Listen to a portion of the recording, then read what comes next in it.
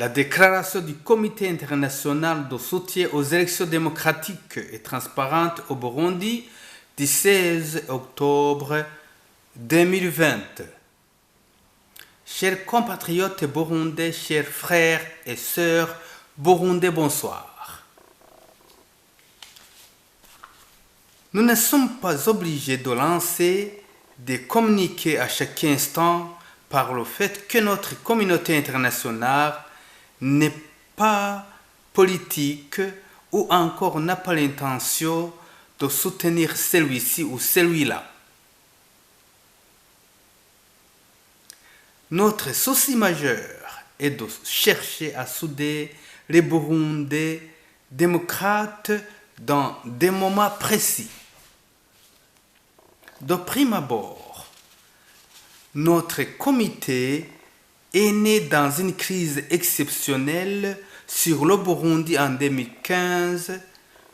Nous ne voulions pas vous rappeler à chaque instant le motif majeur qui nous a inspirés à nous organiser, mais c'était très nécessaire pour notre pays, le Burundi. Après une sortie médiatique des opposants burundais vivant en Belgique, en date du 3 mai 2015 à Bruxelles, où dans leur communiqué, la violence pourrait aller se jouer d'une façon réciproque, les manifestants allaient se servir des moyens brutaux et sans retour, et nous n'avons pas voulu laisser naître la violence, laisser naître l'esprit antidémocratique au Burundi. C'est dans ce contexte que ce comité des Burundais intègre des Tutsis, des Hutus et des Tutsis démocrates se sont mis ensemble dans un but précis d'œuvrer pour consolider l'esprit démocratique à tout prix. C'était dans les moments très difficiles de contestation du troisième mandat par les opposants burundais du candidat Pierre Nkurunziza du CNDD-FDD au moment où ce communiqué est lancé aujourd'hui pour nous tous. Le respectueux Pierre Nkurunziza, c'est fait Pierre Nkurunziza pour le moment car il est actuellement notre représentant dans l'au-delà où nous nous rendrons tous un jour. À ceux qui croient au bon Dieu, nous pensons tous qu'il est au ciel car il a œuvré pour la paix des Burundais. Chers compatriotes burundais, chères sœurs burundaises, chers frères burundais, sans vous offenser dans ces souvenirs, nous vous disons tous merci à la victoire de la démocratie car malgré l'ouragan de 2015, le peuple a pu élire ses dirigeants du sommet à la base pour une durée de 5 ans. N'en déplaise à quelques-uns, après la tempête, le calme est revenu et le travail a été une réussite des Burundais. Ce n'est pas un pays sous les ruines que la communauté internationale contemple aujourd'hui, à partir de 2015. Mais la communauté internationale contemple des buildings jusqu'à un palais présidentiel construit dans une crise, des sanctions économiques des pays occidentaux. Mais au niveau politique, les intimidations et les mesures draconiennes ont été élaborées sans souci par ceux qui n'aiment pas la démocratie, mais la démocratie a gagné. La démocratie burundaise reste en avance. C'est une avancée miraculeuse de la population vers la paix et la stabilité. Tous les pays, tous les partis d'opposition au Burundi, les partis de la mouvance présidentielle, ils s'entendaient bien. Ils se sont entendus sur un agenda politique majeur d'élaborer une constitution adaptée aux principes démocratiques où le peuple souverain aura le dernier mot en sanctionnant par un vote populaire le choix des représentants nationaux, à commencer par le chef suprême de la nation, le président de la République, les représentants du peuple au niveau de l'Assemblée nationale, au niveau du Sénat, au niveau des communes et des conseillers communaux. Tout a été possible dans la paix, surtout sur tout le territoire burundais que vous voyez sur cette carte. Une carte composée de plusieurs provinces, dont Chibitoki, Bubanza, Kayanza, Ngozi, Kirundo, Muyinga, Karusi, Muramvya, Bujumbura, Mwaro, Gitega, Ruyigi, Chankuzo, Bururi, Rutana, Rumonge et Makamba. 17 provinces composées par plusieurs communes et collines où le peuple burundais souverain a le dernier mot en démocratie burundaise. Ainsi fait, les élections du 20 mai 2020 ont circuité les opposants radicaux burundais qui ont perdu la cause démocratique pour embrasser le chemin belliqueux et dangereux de guerre.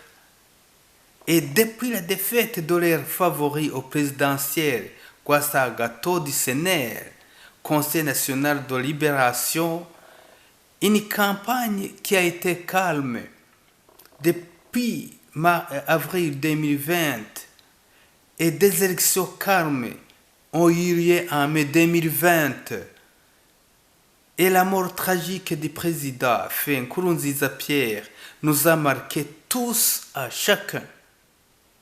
Seulement, nous ne nous attendions pas à une reprise rapide des hostilités par les opposants radicaux qui finalement ne sont pas pour la victoire démocratique au Burundi, car pour eux, une transition dans le sang est plus préférable.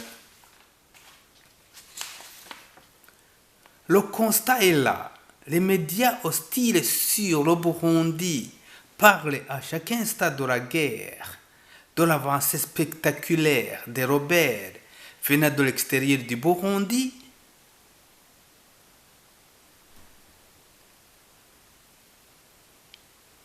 mais le Burundi est toujours debout.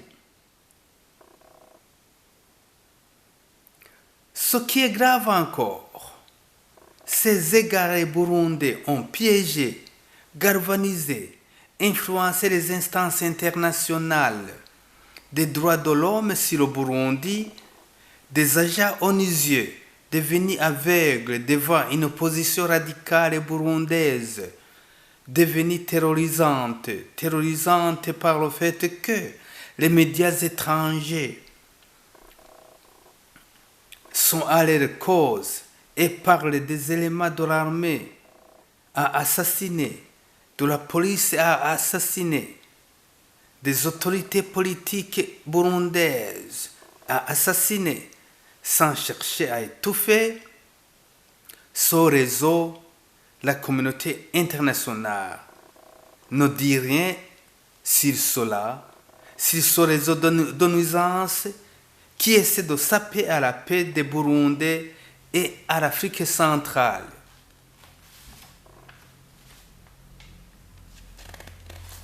À ce qui concerne le Comité international de soutien aux élections démocratiques et transparentes au Burundi, nous sommes décidés à lancer un cri d'alarme et d'inviter la communauté internationale d'agir vite. Agir pour empêcher les opposants radicaux burundais de les manipuler. Agir pour décourager ceux qui rêvent encore à une autre guerre civile au Burundi. Agir vite pour démanteler tous les réseaux naissants qui s'organisent pour créer un terrorisme au Burundi et qui sera un peu tard, un terrorisme incontrôlable en Afrique centrale.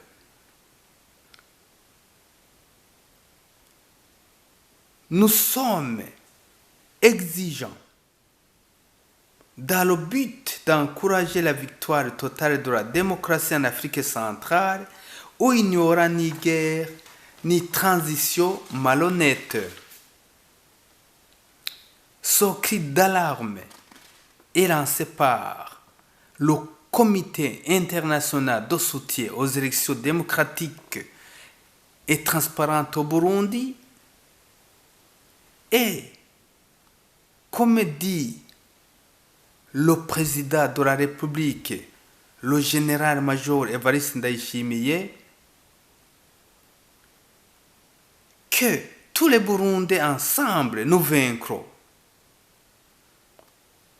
Nous pouvons aussi dire nous-mêmes que tous les démocrates burundais ensemble nous vaincront dans l'amour, la fraternité des Hutus, la fraternité des Tutsis et la fraternité des Twa. Ainsi au Burundi, nous n'aurons pas d'autres présidents à assassiner comme Ndadaye Melchior, qui a été assassiné le 21 octobre 1993 à Bujumbura, et que les coupables ne sont pas tous punis et que les coupables continuent à circuler le monde pour mentir, pour préparer d'autres coups macabres. Nous lançons ce cri d'alarme à la communauté internationale pour que le Burundi ne soit pas le terrain où les menteurs, les manipulateurs vivant en exil et qui ont endeuillé le peuple burundais depuis des décennies continuent à vivre et vaquer paisiblement. Que la communauté internationale saisisse l'occasion pour trouver une solution équitable où tous les Burundais, surtout la population souveraine, aura le dernier mot. Fait à Bruxelles par le porte-parole du Comité international de soutien aux élections démocratiques et transparentes au Burundi, Niyongabo Philippe, journaliste indépendant.